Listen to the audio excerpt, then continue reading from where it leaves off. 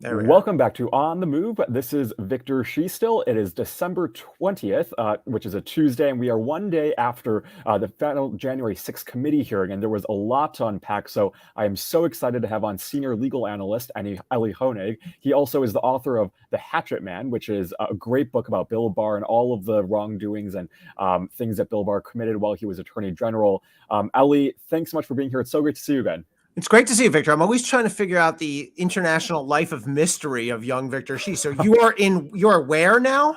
So currently I'm in France for winter break. It hasn't been too much of a break, but I've been exploring at night or in the morning and then at night do this show for about 30 minutes and then go back out, do dinner and do some nightlife in France. But it's been really fun so The far. life you lead, Victor. I don't know. It's remarkable.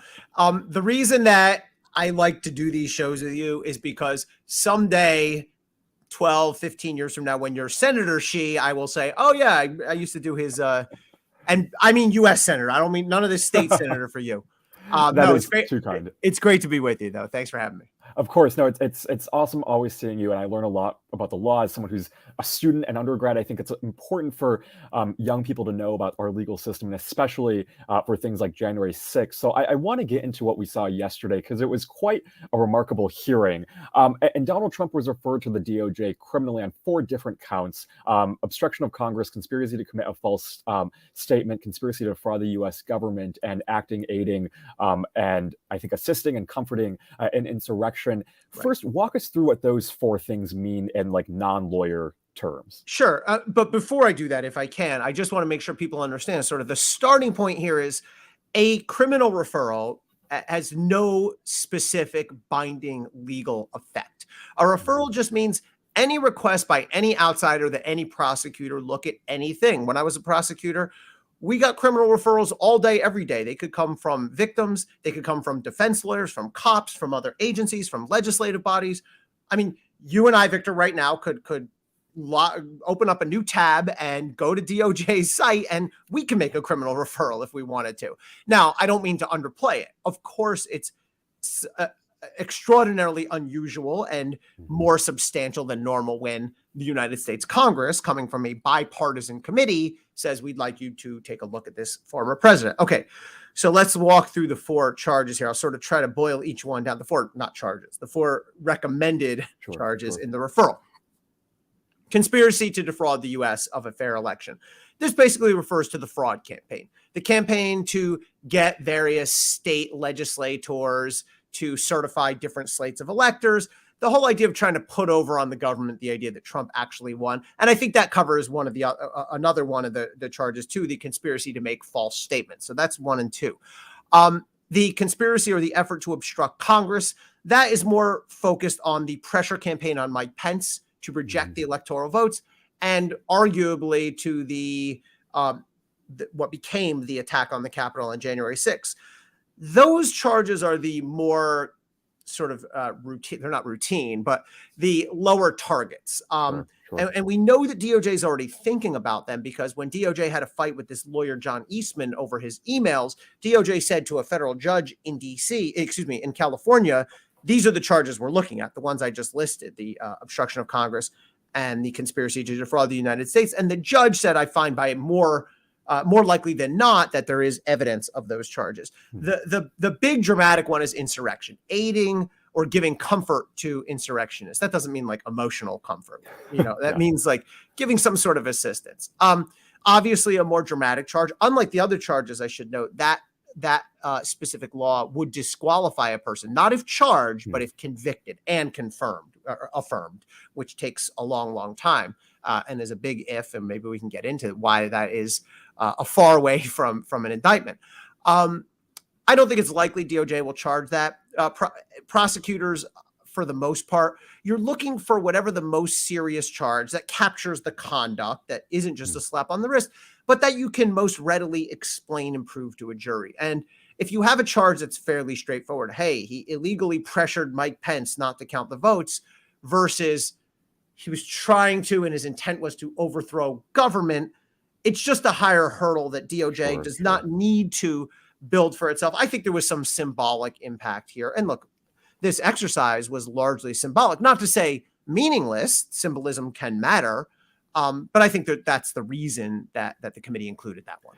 So you mentioned the word disqualify on the insurrection charge. So is that disqualification from ever running for office again, or holding office, or what does that Yes. entail if he is charged with that? Cannot hold office again, the insurrection charge. And it's interesting because there are a few. So generally speaking, I actually shocked some of the guys here at CNN the other day because we were talking before a show with some of the stage managers.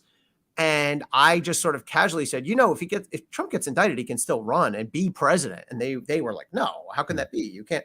I mean, politically, I don't know, but I'm talking about legally here. There are a couple statutes, including one of the statutes that may be in play with the Mar-a-Lago documents, case that basically say if a person's convicted of this, he cannot hold office. Insurrection is one of them. There is again another one of these documents statutes. The problem is, the argument is, well, that's unconstitutional, though, because the Constitution itself gives us the requirements to be president. You have to be 35 years old, quote unquote, natural born citizen, and you have to have 14 years residency. And so Congress can't just tack on other requirements or disqualifiers without amending the Constitution, which, of course, is a much more arduous process. You need super majorities of both houses. It's never going to happen. Why I think it's probably is constitutional with the insurrection law is because a different section of the Constitution, everyone's staying with me here, the 14th Amendment says that a person who has engaged in an insurrection or rebellion can be disqualified from holding office. So if there were to be an insurrection charge and conviction and have that conviction affirmed, then yes, you could be disqualified. I wouldn't hold my breath waiting for that here. I see. So I want to pull on that thread that you mentioned, that these are just merely recommendations to the Department of Justice. And I'm wondering, so you said that you gotten referrals when you were working in the U.S. Attorney's Office, but does it mean more that it's coming from Congress at all, or does it hold the same weight as just a regular referral, do you think? Technically, it means the same thing, but realistically, of course, it means more. I mean, there's never been a more high-profile referral. And look, of course, when you're going through your referrals as a prosecutor, you have to sort of meet out which ones are credible, which ones are not, which ones are higher priority. And so I can't think of one that's more high priority than something from Congress. Not that you necessarily do what they want to do, but you have to look at it. And by the way, we know DOJ is already looking at this. So it's not like they're going to go, oh, my goodness, we ought to open a file. They're already well into this. But here's what I think really does matter, Victor. It's not so much what the form of it is. It's not so much does the committee stamp it? We hereby refer, magical referral stamp. It's the substance. It's the evidence. And we know that, look, to its credit, the committee did a remarkable job finding important new evidence, much of which DOJ did not have already. And so I guarantee you prosecutors are going through every word of that 160-page executive summary we got yesterday. By the way, kids, if you're doing an executive summary, it shouldn't be 160 pages. I teach undergrads like you, Victor. My head would blow off. My final paper is 5 pages. My students know that. So max. And then when all the other evidence comes out tomorrow on Wednesday, you can bet DOJ is going to go through all of that and say, first of all, is there new stuff in here? Second of all, is there different information than we had? And by the way, Donald Trump's lawyers sure as hell are going to go through every word of that, because any defense lawyer worth his or her salt will that is a gold mine. You ask any defense lawyer in this country, how would you feel about if your client was under investigation and all of a sudden a trove of thousands of pieces of testimony against him, thousands of pages of transcripts opened up for you to examine? They would go, that would be the greatest thing ever. It would be a bonanza for us to start investigating their witnesses, to look for inconsistencies, to cross-examine people. So there's going to be benefits both ways here.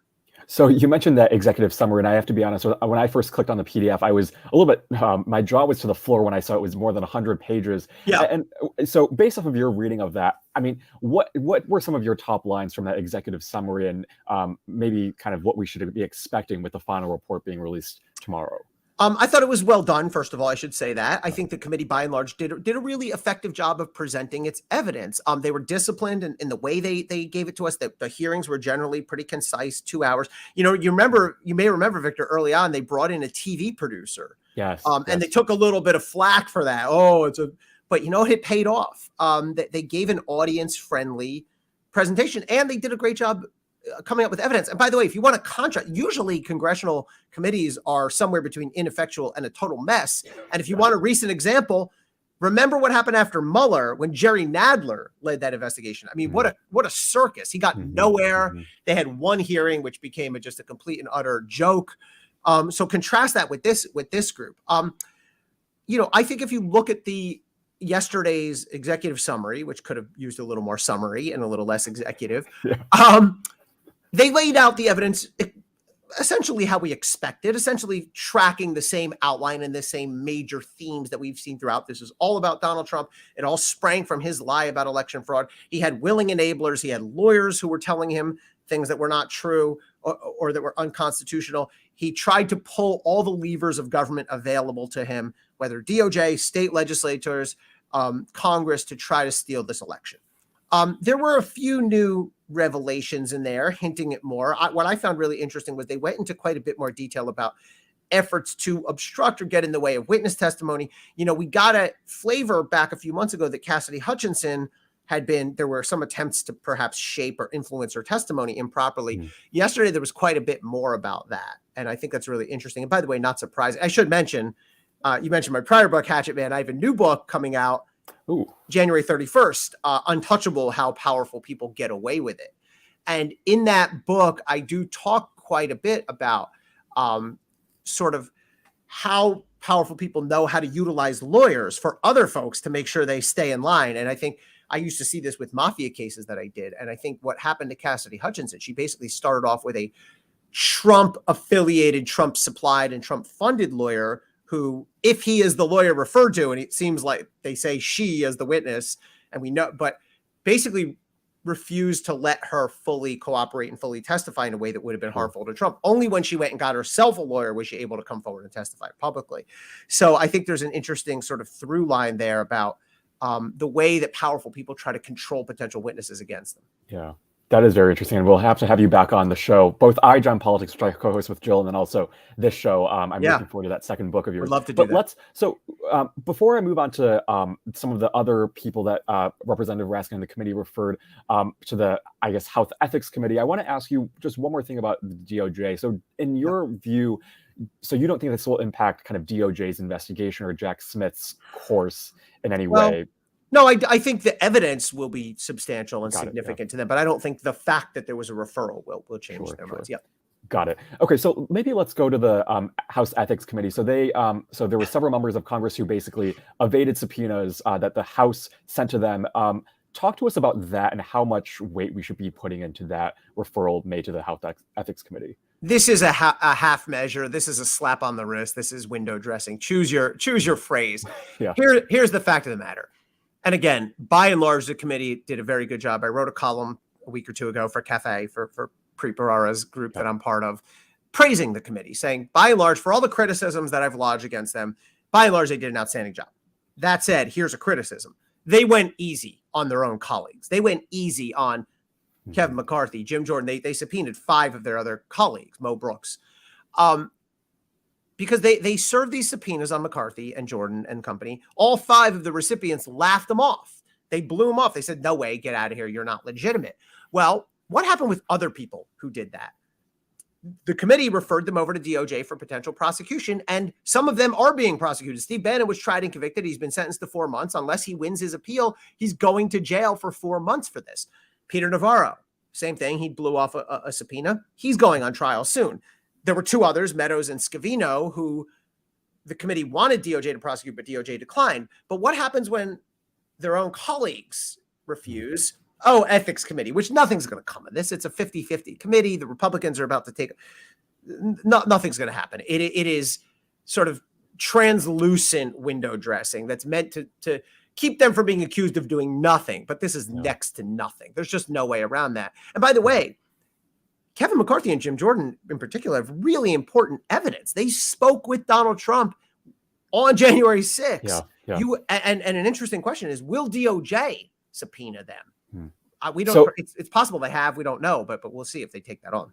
So is the accountability against these members of Congress who did evade subpoenas, is that in the Department of Justice's hands now? Or I'm assuming Congress can't do anything at this point to hold them accountable. Well, in terms of defying their congressional subpoenas, Congress has opted not to. They could have gone to court, they could have sought contempt, but they've chosen to do nothing and just to refer them to the ethics committee. Separately, DOJ could well subpoena them. And if that happens, I'm sure they'll fight it in court. But a grand jury subpoena is not so easily brushed off. And if ultimately the subpoenas, if there are subpoenas and if the subpoenas are found to be legitimate, they will have to testify. But again, does DOJ want that fight? I don't know. I would certainly want that testimony if I was at DOJ, but we'll see if they want the fight. Interesting. So what comes next for January 6th? Both from the Department of Justice, Congress seems like this committee is going to be dying down after the final report gets released. What do you expect will be coming next, and what should our audience pay attention to? So a couple of things. I mean, really, Congress is done now, or will be officially done in a couple of weeks. It's on prosecutors now, and I think we ought to watch DOJ, which I think may, seemingly are moving much more quickly and aggressively. We don't know where they're going to land. And we need to watch the Fulton County DA in Georgia. I think the indicators are that they are the most likely to charge. I also think the worst position to charge. I think this is a job that ought to be done by DOJ for various sort of legal and political and practical reasons. But the indicators that we've seen from Georgia, I think for a while now, have indicated that Fani Willis, the DA, does intend to charge Donald Trump, does essentially have her mind made up. I'm speculating a bit here. I want to be clear on that. But there will be an interesting and difficult question about whether it's constitutional for an elected partisan county level DA. I say partisan just because she is a Democrat, some are Republican, but elected partisan county level DA to bring an indictment relating to a former president if it touches in any way on the office. And there will be a legal debate about none of this was part of being president. Who knows? They'll fight that out. But it wouldn't shock me if I fully expect if there's a charge out of Fulton County DA, Trump will go right to the federal courts, ask the federal courts to take the case over, which he can do, and then ask them to dismiss it. He could well succeed on that. And if not, if they get to a jury, you cannot assume it's going to be easy to convict Donald Trump or any polarizing political figure. Again, it's got to be unanimous beyond a reasonable doubt. So if Fani Willis indicts, I think there's going to be some very strong reactions both ways, utter unrestrained glee in some quarters and utter fury and anger in other quarters. But everyone, if that happens, ought to hold their horses because things can change. Yeah. So we've talked a lot about this committee and how it's going to impact DOJ and some of the legal things around it. But just in terms of the public record and how it's impacting the public, what grade, I know you're Professor Rutgers, what grade would you give this committee for how it shaped kind of public discourse around January 6th and how the American public views it? I think I give them an A-. And I'm an easy grader for my students, but I'm a tough grader for public figures. I think that this will be the record. I think that the report we see will be what is studied 50 years from now, 100 years from now. I think they really did a remarkable job getting at this evidence. And it's hard for Congress to force people to give up evidence. They don't have the same kind of tools that DOJ has, yet in many respects, they've gotten to evidence before DOJ, or maybe evidence that DOJ has never gotten. I think they presented it in a smart and effective way. You could see the prosecutorial hands at work here. Several of the committee members are former prosecutors. And a lot of what they did reminded me of the work product I would see inside prosecutors' offices, of prosecution memos that we would circulate internally. Yesterday's executive summary, it's too long to be an indictment, but parts of it read like an indictment, or really more of a criminal complaint. Sure. So I do give them credit. There was a lot of headwinds, and I think I made the analogy that the committee surging ahead of DOJ on its investigation is like a kid on a big wheel surging ahead of a guy driving a Tesla. But that's the way it played out. So I give them real plaudits for the work they've done. Wonderful. Well, Elie, thank you so much for joining me to break down all of the things that have happened in the past couple of days. And I look forward to reading your next book, and I look also forward to seeing you on CNN more. So thank you so much for joining. Thank you, Victor. Have a good rest of your trip. How'd you do on finals? Do you feel good? I feel good. So this was a little bit of a weird quarter because we had a strike at the end of the quarter, but so far I have 2 A's and waiting on one more class to be let out. So a lot of pressure on your teachers here. Like whatever they give you is going to be nationally broadcast. Right? All right, Victor, be well, travel safe. Happy Thanks so New much. Year. Bye. You too. Take care.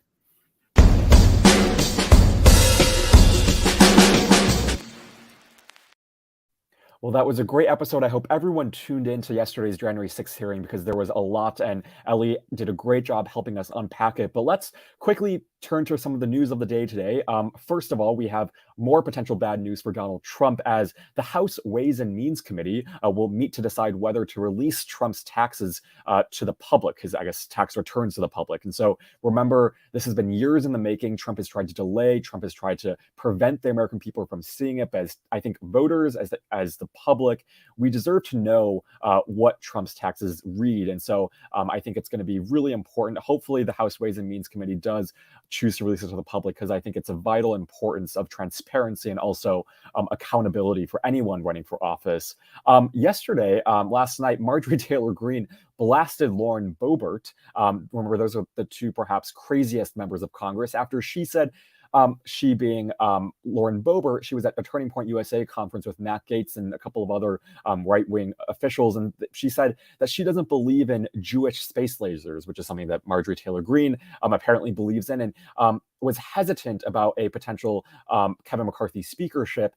And then Marjorie Taylor Greene went on Twitter and said the following. I just want to read it to you and let you all be the kind of judges of what she said. But she said, quote, "I've supported and donated to Lauren Boebert. President Trump has supported and donated to Lauren Boebert. Kevin McCarthy has supported and donated to Lauren Boebert. She has barely come through by 500 votes. She gladly takes our money. But when she's been asked, Lauren refuses to endorse President Trump. She refuses to support Kevin McCarthy, and she childishly threw me under the bus for a cheap soundbite. The country is facing extremely difficult times. Americans expect conservative fighters like us to work together to save America, and that is the only mission I'm 100% devoted to, not high school drama and media soundbites. Save America, defeat the Democrats." So that's what Marjorie Taylor Greene responded to Lauren Boebert with. And remember, we are 2 weeks out until the next Congress takes over. And this is what you see with the Republican Party so far. The extreme ends are fighting with each other. Kevin McCarthy doesn't seem like he's going to be getting the speakership anytime soon. He's going to have to really work hard for that. And so who knows what's going to happen. But right now, what we're seeing is some party infighting and a lot of disarray from this Republican Party that says they want to govern, that says they want to pass legislation. But what you're seeing right now is more fighting than I think any of us would hope to see from a party that's going to be holding majority. And so it'll be very interesting to see what happens. But that's what has happened with Marjorie Taylor Greene and Lauren Boebert. There's more crazy news from Elon Musk. He said that Twitter's policy polls, so he's been releasing a bunch of these polls, and he said the other day that he would only be making new policy decisions based off of polls. But yesterday he said that some of those policy polls, or I guess all of those policy polls, will now only be open to those who pay that $8 fee for Twitter Blue. So basically, in order to have any say in the Twitter polls, you have to pay $8 to do it. And so again, this is one of the things where this isn't free speech. Free speech allows anyone to say something, allows people to vote freely, but this you have to have basically a barrier of entry to actually be able to cast your vote and influence Twitter in some ways. And so it's going to benefit, those who are privileged, probably heavily skewed toward Elon Musk supporters. And so, this is just yet another indication of one of those really erratic and chaotic decisions that Elon Musk has played that really has no indication that is supporting free speech or what he claims to support publicly. So that's concerning. One more piece of news that I found interesting was that Republican Representative-elect George Santos from New York was exposed in this New York Times article for fabricating a lot of his resume that he ran on. So, for instance, he claimed to have worked at Goldman Sachs and Citigroup, but the two companies, Goldman Sachs and Citigroup, said that he never worked there. They never found a record of his employment at Citigroup or at Goldman Sachs. He also claims to have run a 501c3 nonprofit, but research showed that there was no such organization that he claims existed. New York University, as well as Baruch College, both said that they have no record of him attending college. And, we don't know what exactly is behind all of this, but, this is a Republican representative. He came out on Twitter yesterday and released a statement saying that, this is Democrats' worst nightmare as a, Latino Republican who also is gay. And, but, no matter what, it's concerning that you have someone who ran for office and who told, basically, if this is all true, told his voters a lie. And so hopefully we can get to the bottom of this. George Santos has a lot of questions to answer. I hope we can see whether or not anything is real.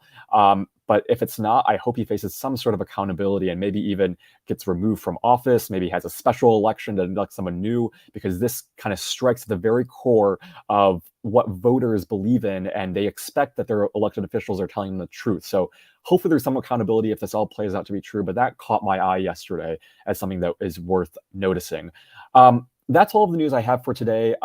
Tomorrow we'll be back with another episode of On the Move with Nabila Sayed, and that's an episode that you don't want to miss because Nabila is the first Gen Zer to hold an office in the Illinois state legislature. She is a Gen Zer. She is an amazing, amazing person who I had the privilege to meet on the campaign trail when I was back home in Illinois, and she is a wonderful person. I know going to be a great legislator, and she, just like who we had on last week, Congressman-elect Maxwell Frost, she's going through orientation right now. A lot's on her plate, but she took out some time, and she's going to be joining us tomorrow bright and early at 8 a.m. Pacific time, 11 a.m. Eastern time, or if you're in Paris, that's 5 p.m. Paris time. So join us then. It'll be a great episode. In the meantime, please feel free to share this episode, like this video, and be sure to subscribe to youtube.com/Politicon so you don't miss a single episode of On the Move. We will see you tomorrow. In the meantime, stay safe. Have a great second day of Hanukkah for those celebrating it. And if not, hopefully you are in the spirits of the holiday season and getting all your gifts in time for Christmas or any other holiday that you might be celebrating. Thanks so much again for watching, and we will see you tomorrow for another episode of On the Move with Nabila Sayed.